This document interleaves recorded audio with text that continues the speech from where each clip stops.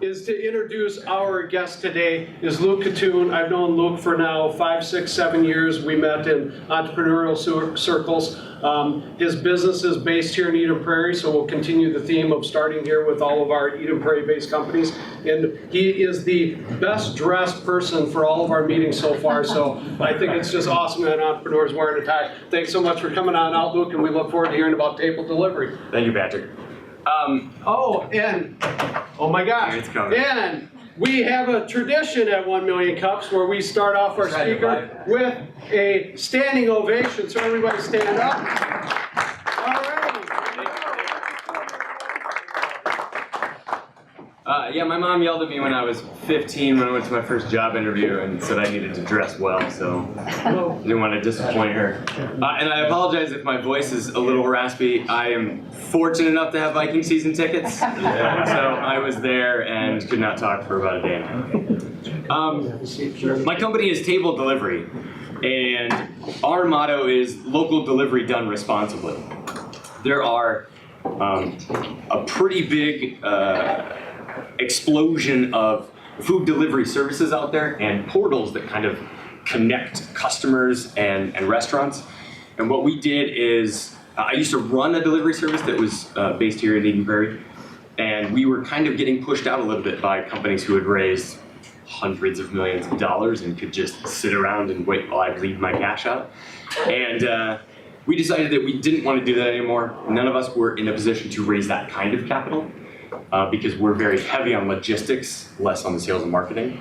And instead we said, let's pool our resources together, let's work together as entrepreneurs and build a platform that works for us rather than some of the evil empires.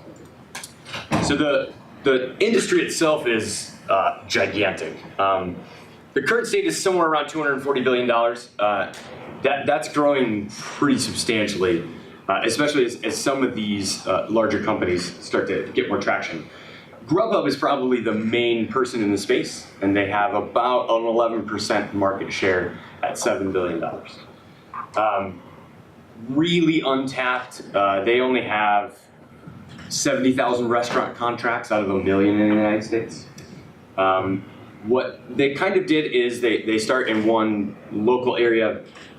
They sign a bunch of restaurants, they offer it for delivery or takeout, the restaurant handles all the logistics, and they just go out and acquire customers.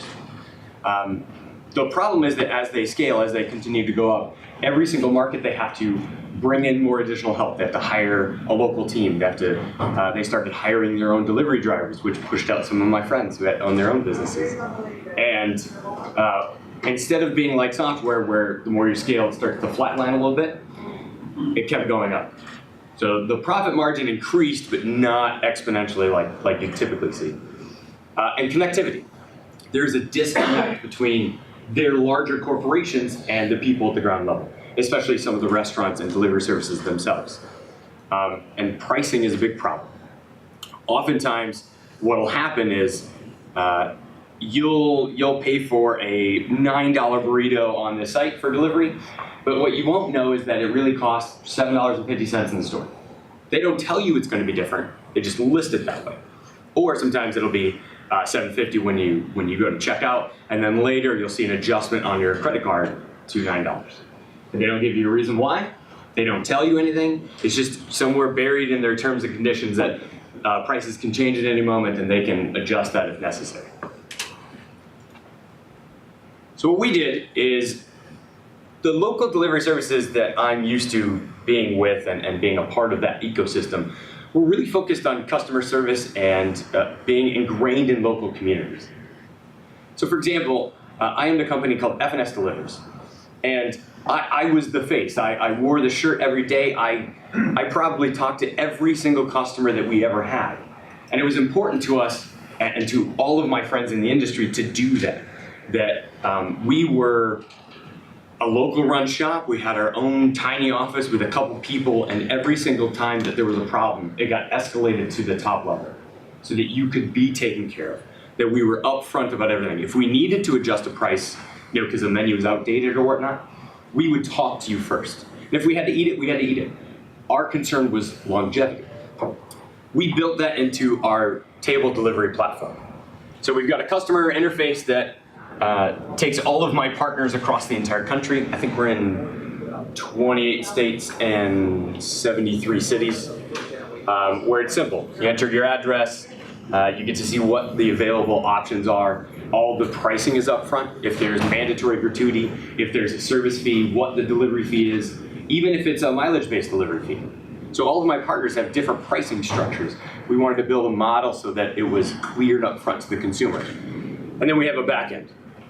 So if you have a bunch of different partners and companies you work with who have different pricing models, how do you get that information to them? Since we're in the customer acquiring business, how do you get it to them so that they understand it and that it's priced properly so that they aren't losing money on every transaction? This is what a current portal looks like. So when a company like Uber Eats or Grubhub goes into a market, they start simple and then they have to continue to branch out. This is why the scale is so ridiculous. Every single city, they have to do something like this. That is a pretty big web of things to manage. And that's why they have to hire a bunch of people in every single market to kind of do that.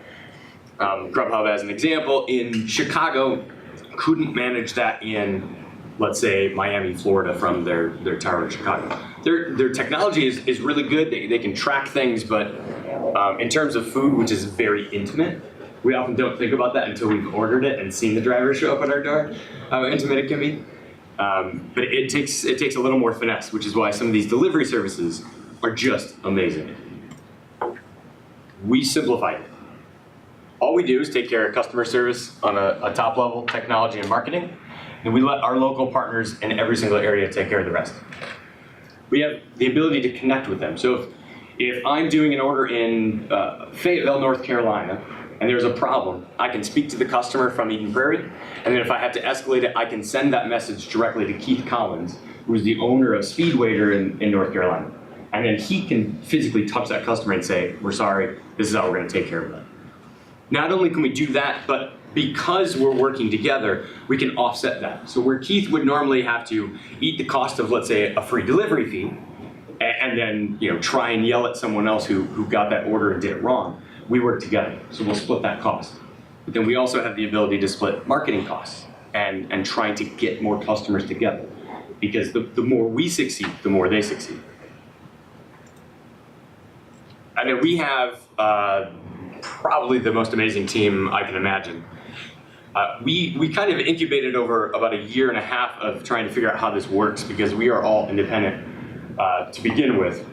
I'm a part of the Restaurant Marketing and Delivery Association, and they have a conference every year. There's, I think, almost every state and a couple countries are represented. And Paul Burrell, who is the president of the RMDA, kind of tried to spearhead this, and they really got behind us and tried to instill that we, as a collective unit, could fight back against these billion-dollar entities when some of us are only making a couple $1 million, which is fine if you're a small family-owned business. There's nothing wrong with that. But when a company comes in, looks at your data, and then can just wait you out, push you out, that's a problem to us. So you've got me. I was with F&S. I've been in the food industry my entire life. It's got certainly some ups and downs, but the customer interactions for me are by far, I could have one good customer every 3 months, and that'll fill my cup for a long time. Emily Broski, she's been in the restaurant delivery service industry for over 20 years herself. She is the COO of Delivery Now in Newark, New Jersey. She has pretty much seen it all. And then Paul Burrell, obviously being the president. I think at this moment he's the longest tenured delivery service individual in the country. He just celebrated his 25th birthday. Well, he's not 25. The business is. But he remembers doing business where it was literally writing things out on carbon paper, setting it on the floor, and hoping a driver would come back at some point. Because there were no cell phones, he graduated to radios, but when a customer would call and say, "Where's my food?" it was, I think it's going to be here this time. Obviously, technology has changed, and we've kind of tried to lead that sector and help connect the two. And that is table delivery. Awesome. Thank you.